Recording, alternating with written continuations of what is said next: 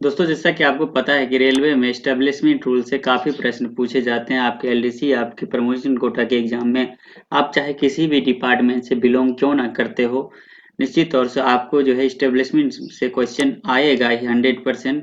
इसे याद रखिए। इसमें देखिए अनुशासन, अपील नियम, अवकाश नियम, पास नियम, रेल सेवा आचरण नियम, यात्रा भत्ता नियम, स्टैंडर्ड फॉर्म, डीसीआरजी, औद्योगिक विवाद कानून 1947, मजदूरी भुगतान अधिनियम, कर्मचारी हित निधि, पीएनएम जेसीएम, कार्यकाल, एनपीएस एब्रिविएशन और एचआरएमएस जो जोड़ा गया है, ये सारे प्रश्न जो है इस्टेब्लिशमेंट रूल कहलाते हैं। तो निश्चित तौर से यदि कोई कहे पास पीटीओ जो है किसका प्रश्न है, तो आप सीधे बता दीजिएगा ये इस्टेब्लिशमेंट रूल का जो है ये प्रश्न है। तो पास पीटीओ का मैंने वीडियो पहले ही करवा दिया हूँ, इस वीडियो में आपको उसका लिंक मिल जाएगा। आज हम अवकाश नियम के बारे में पढ़ेंगे दूसरे नंबर।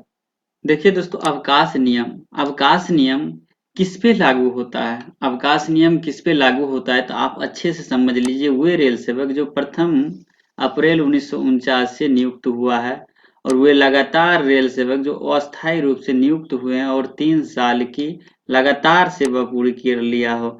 आप जब ज्वाइनिंग करते होंगे तो उसमें लिखा होगा कि आप 3 साल के जब तक जो है सेवा नहीं प्राप्त कर लेते, तब तक आपको अस्थायी रेल कर्मचारी नहीं माना जाएगा। विशेष आदेश के द्वारा इस सीमा में लाए जाते हैं। अब देखिए अवकाश नियम के प्रकार क्या क्या है। अवकाश नियम देखिए, अवकाश यानी छुट्टी का एक एलएपी दिया जाता है, औसत वेतन अवकाश। ये जो है आपको पता ही होगा कि रेलवे कर्मचारी को 30 दिनों का एलएपी दिया जाता है, और वो भी 2 किस्तों में दिया जाता है। कर्मचारी के खाते में 2 जो है किस्तों में दिया जाता है, बस इतना ही।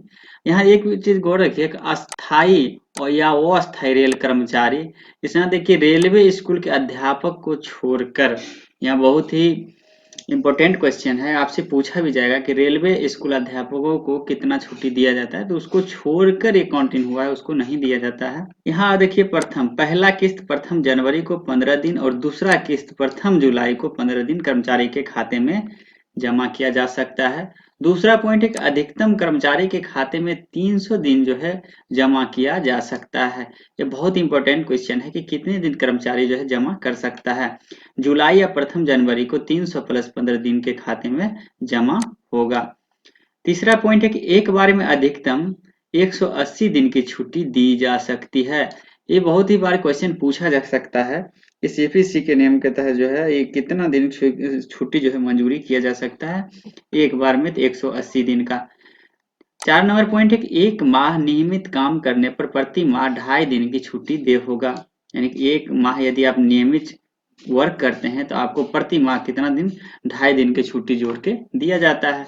तो समझ लीजिए कि 6 महीना में आपको 2.5 से कैलकुलेशन करेंगे तो आपको 15 दिन आ जाएगा। आधे वेतन छुट्टी जिसको हम लोग हाफ पे लीव बोलते हैं, एलएचपी जिसको बोलते हैं, इसके बारे में समझ लीजिए। एक वर्ष में 20 दिन का 2 किस्तों में आधे वेतन की छुट्टी दी जाती है। आप लोग बोल रहे होंगे तो इसे हमको पता ही है। हाँ, निश्चित तौर से आपको सीएल, एलएचपी और एलएपी के बारे में तो पता ही रहता है, लेकिन और जो एक्स्ट्रा छुट्टी मिलता है वो आपको नहीं पता रहता है। जैसे मान लीजिए कर्मचारी 300 दिन जमा कर सकता है, 300 प्लस 15 दिन, एक्चुअली इस 180 दिन का मंजूरी मिल सकता है। ये सब क्वेश्चन पूछने लायक है और पूछा ही जाता है। इसे भी छुट्टी खाते में प्रथम जनवरी और प्रथम जुलाई को 10-10 दिन करके जो है जमा कर जा सकता है, और कर्मचारी के खाते में जमा होने की अधिकतम संख्या इसमें निर्धारित नहीं है। देखिए हाफ पे लीव जो है निर्धारित नहीं किया गया कि आप कितना जमा कर सकते हैं। एक माह में नियमित काम करने पर प्रति माह, ये पॉइंट याद रखिए, प्रति माह 5/3 दिन की छुट्टी दिया जाता है, और एक बार में अधिकतम ये भी 180 दिन की छुट्टी स्वीकृत किया जा सकता है। यानी 180 का 2 से कैलकुलेशन कर दीजिए, 360 एलएचपी स्वीकृत किया जा सकता है। अब अगला देखिए संपरिवर्तित अवकाश, जिसे कंप्यूटेड लीव बोलते हैं। यह अवकाश मेडिकल प्रमाण पत्र पर आधे वेतन की छुट्टी के दुगने के बराबर स्वीकृत किया जाएगा। एलएचपी के दुगने के बराबर खाते में कटौती की जाएगी। तीसरा पॉइंट है कर्मचारी का इस आशय से संबंध आवेदन आवश्यक है। और चौथा पॉइंट है कि एक बार में अधिकतम 180 दिन तक ही स्वीकृत अवकाश मिलेगा, परंतु परिस्थिति में सक्षम अधिकारी के द्वारा इसे बढ़ाया जा सकता है तथा यह 5 वर्ष से अधिक नहीं हो सकता है। ये तो आपको कंप्यूटेड लीव के बारे में था। अब जो कैजुअल लीव के बारे में, आप हर कर्मचारी को तो पता ही होगा कैजुअल लीव जो है 10 दिन को दिया जाता है आप लोग का। जो सार्वजनिक अवकाश का उपभोग करते हैं उन्हें वर्ष में 8 दिन, और जो उपभोग नहीं करते उन्हें 10 दिन का आकस्मिक अवकाश मिलता है। देख लीजिए, यह बहुत इंपॉर्टेंट है। जो सार्वजनिक अवकाश का उपभोग करता है उसे 8 दिन देते हैं, जो उपभोग नहीं करता है उसे जो है अवकाश 10 दिन का देते हैं। पहला पॉइंट मैंने छोड़ दिया था कि ये एबीसीडी संवर्ग के कर्मचारियों को आकस्मिक आवश्यकताओं को समय दिया जाता है। एबीसीडी ये सभी कर्मचारी को दिया जाता है। तीसरा नंबर पॉइंट है कि आकस्मिक अवकाश एक बार में अधिकतम 5 दिन मिलता है और विशेष परिस्थिति में संबंधित अधिकारी की स्वीकृति पर 10 दिन भी मिल सकता है। कभी कभी आप लोग देखे होंगे कि सीएल भी जो है लेप्स कर दिया जाता है, नहीं दिया जाता है। 5 दिन से एक्स्ट्रा सीएल को आपको जो है रिटर्न कर दिया जाता है, तो वो ऑथोरिटी है इसलिए रिटर्न कर दिया जाता है, और 10 दिन आप भी ले सकते हैं स्वीकृति के बाद। यहाँ देखिए 4 नंबर पॉइंट है, कर्मचारी में कार्यरत कर्मचारियों को आधे दिन का भी आकस्मिक अवकाश मिलता है। आप चाहे तो आधा दिन भी कैजुअल लीव ले सकते हैं सीएल छुट्टी को। वर्ष की समाप्ति पर जो आकस्मिक अवकाश उपयोग नहीं किया जाएगा वह स्वतः ही समाप्त हो जाएगा, यानी आपको जो सीएल छुट्टी रहता है उस साल में लेना ही पड़ता है, नहीं तो आपका वो जो है लैप्स हो जाएगा। अस्पताल अवकाश और हॉस्पिटल लीव, देखिए बहुत ही ध्यानपूर्वक सुनिएगा, तभी आपको जो है याद होगा, क्योंकि आप रटने से याद नहीं कर पाइएगा जितना सुनने से याद कर पाइएगा। कर्मचारी के बीमार होने पर चिकित्सा के लिए या कार्य के दौरान चोट या बीमारी के लिए मेडिकल प्रमाण पत्र के आधार पर अस्पताल में भर्ती होने पर यह अवकाश दिया जाता है, जिसे हम लोग हॉस्पिटल लीव बोलते हैं। कभी कभी आप जो है छोटे स्तर पे रेडियन लेवल पे इलाज करवाने के दौरान आप जाते होंगे डिवीजन लेवल पर, तो आपको दिया भी जाता है। यहाँ देखिए प्रथम बार 120 दिन पूर्ण वेतन अवकाश एलएपी के रूप में और उसके बाद 120 दिन अर्ध वेतन अवकाश के रूप में मिलता है। एक बार में कुल 6 माह अवकाश दिया जा सकता है। ये हॉस्पिटल लीव के जो है रूप में शामिल है। यहाँ देखिए महाप्रबंधक या मुख्य कारखाना प्रबंधक द्वारा बढ़ाया जा सकता है। और अगला पढ़ते हैं लीव नॉट ड्यू, अदेय अवकाश, अनार्जित अवकाश। देखिए सबको शायद आप नाम भी नहीं सुने होंगे, सुन लीजिए, अच्छे से याद भी कर लीजिए। यह कर्मचारी के खाते में कोई अवकाश न होने तब यह अवकाश दिया जाता है। एक्चुअली बहुत लिए होंगे, बहुत कम ऐसा छुट्टी लेता है, जिसको एजुकेशन हायर करना रहता है वही लेता है। दूसरा पॉइंट है कि अनुमान करते हुए कि आने वाले समय में दी गई अवकाश के बराबर अवकाश उपार्जित कर लेगा, यानी देखिए उतना ही छुट्टी दिया जाता है जितना आप जो है जितना सर्विस आपका बचा है और उतने दिन में आप पूरा कर लीजिएगा। यह अवकाश किसी अस्थायी कर्मचारी को ही दी जाती है, तो पूरे सेवा काल में डॉक्टरी प्रमाण पत्र पर अधिकतम 360 दिन, यदि आप डॉक्टरी प्रमाण पत्र लगाते तो 360 दिन दिया जाएगा, तथा एक बार में 180 दिन दिया जा सकता है, यानी 6 महीने के दिया जा सकता है। 4 नंबर पॉइंट है कि अवकाश से आने के बाद दिए गए अवकाश की कटौती खाते से कर ली जाएगी, और यह कटौती एलएचपी के रूप में होगी। यदि पेमेंट बनाना चाहते हैं हाफ पे लीव के रूप में यह कटौती होगी, जिसे अदेय अवकाश, अनार्जित अवकाश, लीव नॉट ड्यू के रूप में जानते हैं। अब देखिए एलडब्ल्यूपी आ गया, विदाउट पे। मैंने ऊपर में बोल दिया होगा तो माफ कीजिएगा। विदाउट पे जो है, यहाँ से विदाउट पे के बारे में आप जान लीजिए। पहला पॉइंट है कि यह अवकाश तब स्वीकृत होता है जब कर्मचारी के खाते में कोई छुट्टी नहीं होता, यानी आपके खाते में कोई छुट्टी नहीं बचा हो तभी ये दिया जाता है। दूसरा नंबर पॉइंट है कि या कर्मचारी के खाते में अन्य अवकाश रहने के बाद भी कर्मचारी इस अवकाश के आवेदन करता है। तीसरा नंबर पॉइंट, इसमें कोई वेतन देय नहीं होगा। 4 नंबर पॉइंट है कि यह अवकाश अधिकतम 5 वर्ष तक दिया जा सकता है। देखिए एलडब्ल्यूपी जो होता है अधिकतम 5 वर्ष तक दिया जा सकता है। और 5 नंबर पॉइंट है कि 3 माह तक के अवकाश के लिए डॉक्टरी प्रमाण पत्र की आवश्यकता नहीं है। यदि 3 माह तक आप जो है एलडब्ल्यूपी लेते हैं तो कोई डॉक्टरी प्रमाण पत्र की आवश्यकता नहीं होती है। इससे अधिक के लिए डॉक्टरी प्रमाण पत्र की आवश्यकता होती है, जो 6 माह तक होगा। यानी यदि 6 माह तक आप लेना चाहते हैं तो आप जो है लगा सकते हैं। और अधिकतम आप किसी भी जो है हायर एजुकेशन करना चाहते हैं तो आपको 5 वर्ष तक जिया जा सकता है। अब यहाँ सीसीएल के बारे में पढ़ते हैं, क्षतिपूर्ति आकस्मिक अवकाश। क्षतिपूर्ति आकस्मिक अवकाश क्या है? जो कर्मचारी रविवार या सार्वजनिक अवकाश के दिन कार्य करते हैं, उन्हें इसकी क्षतिपूर्ति के लिए सीसीएल दिया जाता है। देखिए, जो कर्मचारी रविवार या सार्वजनिक अवकाश के दिन कार्य करते हैं, उन्हें क्या दिया जाता है? सीसीएल छुट्टी दिया जाता है। अगला पॉइंट है कि तृतीय श्रेणी के कर्मचारी पर्यवेक्षक को छोड़कर यह अवकाश कार्य तिथि में 1 माह के अंदर लेना होता है और चतुर्थ श्रेणी कर्मचारी के कार्य तिथि से 2 माह के अंदर अवश्य लेना होता है। यानी कि जो आप सीआर बोलते होंगे, रेस्ट के दिन वर्क करते होंगे, तो ये आप याद रखिए कि यदि आप ग्रुप डी कर्मचारी हैं तो आपको 2 माह के अंदर लेना पड़ेगा। यदि आप पर्यवेक्षक हैं तो आपको 1 माह के अंदर लेना पड़ेगा। देखिए, एक बार में अधिकतम यह अवकाश 3 दिन दे होता है और इसके साथ आकस्मिक अब भी दिया जा सकता है। यानी जो आपका रेस्ट बचा रहता है अधिकतम 3 दिन का दिया जा सकता है एक साथ में। अब बात करते हैं स्टडी लीव की। स्टडी लीव, देखिए, कार्य की प्रकृति के अनुसार पब्लिक इंटरटेनमेंट में तकनीकी या विशेष कोर्स के अध्ययन हेतु देश में या देश से बाहर जाने पर यह अवकाश दिया जाता है। यह स्टडी लीव कहलाता है। देखिए, स्टडी लीव एक बार में 12 माह पूरे सेवा काल में 24 माह का अवकाश दिया जाता है। विशेष परिस्थिति में इस अवकाश की सीमा 36 माह तक बढ़ाया जा सकता है। यह अवकाश देखिए जूनियर एडमिनिस्ट्रेटिव कनिष्ठ प्रशासनिक ग्रेड के ऊपर के अधिकारियों को दिया जाता है।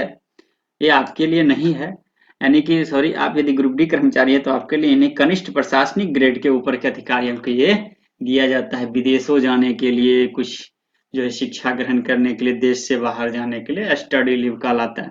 अब जो मेन पॉइंट है महिलाओं के लिए मातृत्व अवकाश, मैटरनिटी लीव। मैटरनिटी लीव देखिए, ये महिलाओं को दिया जाता है। महिला रेल सेवक को 2 जीवित बच्चों तक 180 दिन का अवकाश दिया जा सकता है। यानी जीवित बच्चे का मतलब हुआ कि यदि आपका बच्चा जन्म ले लिया और 2 बच्चे तक ही आपको 180 दिन का यह अवकाश दिया जाता है, जिसे हम लोग मैटरनिटी लीव बोलते हैं। यह अवकाश देखिए अप्रेंटिस को भी दिया जाता है। ये अप्रेंटिस के दौरान यदि कोई अप्रेंटिस कर रही है महिला तो उसको भी यह छुट्टी दिया जाता है। तीसरा पॉइंट है कि अवकाश अविवाहित महिला रेल सेवक को भी दिया जाएगा। अब अविवाहित महिला रेल सेवक को भी दिया जाएगा, वो कैसे दिया जाएगा? 4 नंबर पॉइंट पर एक अवकाश में पूर्ण वेतन दिया जाएगा। यह अवकाश कर्मचारी के खाते से नहीं काटा जाएगा, यानी कि आपको ये खाते से नहीं काटा जाएगा, आपको छुट्टी दिया जाएगा। 5 नंबर की मिस कैरेज या गर्भपात में भी पूरे सेवा काल में 45 दिन का यह अवकाश दिया जाएगा। यह अवकाश अस्थायी अस्थायी दोनों महिला कर्मचारियों को दिया जाता है। तो ये मैटरनिटी लीव हो गया। अब पुरुषों की छुट्टी के बारे में आते हैं, जो पिता बनने पर उसको मिलता है, पैटर्निटी लीव बोलते हैं। पैटर्निटी लीव रेलवे कर्मचारियों को देखिए जो 2 जीवित बच्चों को जन्म से पहले और जन्म के 6 माह के अंदर 15 दिन का अवकाश दिया जाता है। यानी कि जब बच्चे का जन्म होने का संभावित हो तब भी आप ले सकते हैं 15 दिन का छुट्टी, या बाद में भी आप ले सकते हैं 6 माह के अंदर। दूसरा नंबर पॉइंट है कि इस अवकाश के लिए कोई पूर्व स्वीकृति नहीं है, यानी कि इस अवकाश के लिए कोई पूर्व स्वीकृति नहीं होती है। आप जो है डॉक्यूमेंट लगा के छुट्टी ले सकते हैं। यह अवकाश कर्मचारी के खाते से काटा नहीं जाएगा। इस अवकाश में पूर्ण वेतन अवकाश मिलता है। कर्मचारी यह अवकाश बच्चे को जन्म की तिथि से 6 माह के अंदर नहीं लेता है तो यह स्वतः समाप्त हो जाएगा। तो ध्यान रखिए, यदि आपके बच्चे जन्म लिया हो तो 6 महीने के अंदर यह छुट्टी 15 दिन का मुफ्त में लाभ उठा सकते हैं। अगले प्रश्न चाइल्ड केयर लीव के बारे में पढ़ते हैं। चाइल्ड केयर लीव, देखिए वीडियो भले लंबा हो लेकिन आपको अच्छी इसमें जानकारी मिलेगी, तो निश्चित तौर से आप सुनते रहिए। देखिए, चाइल्ड केयर लीव महिला रेल सेवक को अल्पवयस्क 18 साल से कम बच्चे की देखभाल पालन पोषण के लिए पूरे सेवा काल में 730 दिन का यह अवकाश दिया जाएगा। यह अवकाश 2 जीवित बच्चे तक ही दिया जाता है, जिसे चाइल्ड केयर लीव हम लोग बोलते हैं। 730 दिन कम नहीं हुआ। अब बाल दस्तक अवकाश, चाइल्ड एडॉप्शन लीव बोलते हैं किसको? देखिए, बच्चा गोद लेते समय महिला रेल सेवक कर्मचारी द्वारा गोद लिए जाने वाले बच्चे को उम्र के आधार पर यह अवकाश दिया जाता है। बच्चे के आप समझ गए होंगे। अब 1 वर्ष से कम उम्र के बच्चे को गोद लेने पर महिला कर्मचारी को 180 दिन का अवकाश दिया जाता है। तो आप समझ ही गए होंगे, जो महिला जो है गोद भी बच्चे को लेता है उसे भी ये मिल सकता है। विशेष अयोग्यता अवकाश, स्पेशल डिजेबिलिटी लीव जिसे बोलते हैं। देखिए, कार्य के दौरान या कार्य पर ड्यूटी के समय कोई दुर्घटना होती है तो डॉक्टरी प्रमाण पत्र के आधार पर अधिकतम 24 माह तक यह अवकाश दिया जाएगा, जिसे ऑन ड्यूटी माना जाएगा। और 24 माह बाद यदि कर्मचारी 24 माह बाद यदि कर्मचारी ठीक ना हो तो मेडिकल अनफिट या विफोटीकृत कर दिया जाएगा। यानी देखिए, आईडी जो है आपको अधिकतम 24 माह तक ही मिलेगा। यदि 24 माह में यदि आप फिट नहीं होते हैं तो आपको अनफिट घोषित किया जाएगा, और अनफिट करके किसी आईडब्ल्यू, किसी चौकीदार, एसआरए जिस पोस्ट के लायक होंगे उस पोस्ट पे आपको भेज दिया जाएगा। Pre retirement leave. Pre retirement leave क्या? देखिए, सेवा से अवकाश प्राप्त करने से पूर्व कर्मचारी को यह अवकाश दिया जाता है, जो उनके औसत वेतन अवकाश एलएपी दिया जाता है तो उनके अवकाश खाते से कटौती की जाएगी। यह अवकाश एक बार में 200 दिन सेवा अवकाश प्राप्ति से पहले दिया जा सकता है, जिसे हम प्री रिटायरमेंट लीव बोलते हैं। अगला देखिए, असाधारण अवकाश लीव, जिसे एक्स्ट्रा ऑर्डिनरी लीव बोलते हैं। देखिए, यह अवकाश कर्मचारी को विशेष परिस्थिति में दी जा सकती है, जो निम्नलिखित रूप से नीचे वर्णित है। अब किस किस परिस्थिति में दिया जा सकता है आप अच्छे से सुन लीजिए। देखिए, यह कोई दूसरी छुट्टी दे नहीं होता है इसमें। जब दूसरी छुट्टी दे हो पर कर्मचारी असाधारण के लिए निवेदन करे तब दिया जाएगा। देखिए, सभी प्रकार की छुट्टी को मिलाकर एक बार में 5 वर्ष से ज्यादा नहीं दिया जाता है। 4 नंबर पॉइंट है कि यह छुट्टी न तो कर्मचारी के खाते में लिखी जाती है और न ही इस छुट्टी के लिए कोई वेतन दिया जाता है। इसको आकस्मिक अवकाश छोड़कर किसी भी छुट्टी के साथ मिलाया जा सकता है। और 5 नंबर पॉइंट है कि पिछली बिना अवकाश की अनुपस्थिति को सक्षम अधिकारी द्वारा असाधारण छुट्टी में बदला जा सकता है। अस्थायी कर्मचारी को यह छुट्टी दी जाएगी एक अवसर में बिना डॉक्टरी प्रमाण पत्र को कितने दिन? 3 माह तक दिया जा सकता है, और लगातार 3 वर्ष के सेवा पूर्ण एवं डॉक्टरी प्रमाण पत्र भी 6 माह तक दिया जा सकता है। अब देखिए, मेन पॉइंट क्या है कि लगातार 1 वर्ष की सेवा पूर्ण एवं क्षय रोग, कुष्ठ रोग, कैंसर, मानसिक बीमारी का इलाज किसी मान्यता प्राप्त अस्पताल में चल रहा है तब यह अवकाश 18 माह का दिया जा सकता है। तो बहुत ही इंपॉर्टेंट क्वेश्चन है और पूछता ही है इससे, चाहे आपको जो भी डिपार्टमेंट से बिलोंग करते हो। यदि देखिए 5 साल की सीमा के अंदर कर्मचारी ड्यूटी पर न लौटे तो अनुशासनिक कार्रवाई कर उसे नौकरी से हटा दिया जाएगा। भाई साहब, अभी तो 5 साल के, अभी 2 साल 1 साल भी एब्सेंट कीजिए तो आपको हटा दिया जाएगा। विशेष आकस्मिक अवकाश, स्पेशल कैजुअल लीव क्या है? देखिए, इसमें मैं सारा छुट्टी को कवर कर देता हूँ। इस वीडियो के अलावा आपका दुनिया की कोई वीडियो देखने की जरूरत नहीं पड़ेगा, इसी में आपको हर छुट्टी को कवर कर ली गई है। देखिए, यह अवकाश विभिन्न परिस्थितियों में स्वीकार किया जाता है, जैसे खेलकूद, एथलेटिक्स, स्काउट गाइड, मान्यता प्राप्त मजदूर यूनियन में भाग लेने हेतु, मीटिंग में, रेलवे स्वयंसेवी संस्थान में योगदान हेतु। अब देखिए कौन कौन से: attending meeting, cooperative society, attending Hindi examination, attending accidents inquiry, attending ICM, PNM प्रेम मीटिंग। आपको कभी कभी पूछा जाता है कि पीएनएम जो है मीटिंग के लिए कितने दिन की छुट्टी दिया जाता है। देखिए, बंद कर्फ्यू, प्राकृतिक आपदा के समय मतदान के लिए ये सब छुट्टी दिया जा सकता है। कौन सा? विशेष आकस्मिक, स्पेशल कैजुअल लीव। परिवार नियोजन ऑपरेशन के लिए पुरुष कर्मचारी को 6 दिन एवं महिला कर्मचारी को 21 दिन का अवकाश मिलता है। परिवार नियोजन यानी नसबंदी कराने के रूप में यह दिया जाता है। पुरुष कर्मचारी को 6 दिन और महिला कर्मचारी को कुल 21 दिन जो है मिलता है। तो देखिए, छुट्टी से संबंधित जो है खत्म हो गया है। निश्चित तौर से हमें आशा है कि आपको ये वीडियो बहुत ही हेल्पफुल, आपके एग्जाम के लिए बेहतर होगा। दोस्तों, हमें आप एक लाइक जरूर कीजिएगा, जिससे मोटिवेट मिलता है आपको जो है अधिक से अधिक वीडियो हम प्रदान करें और इसी तरह बनाते रहे। धन्यवाद।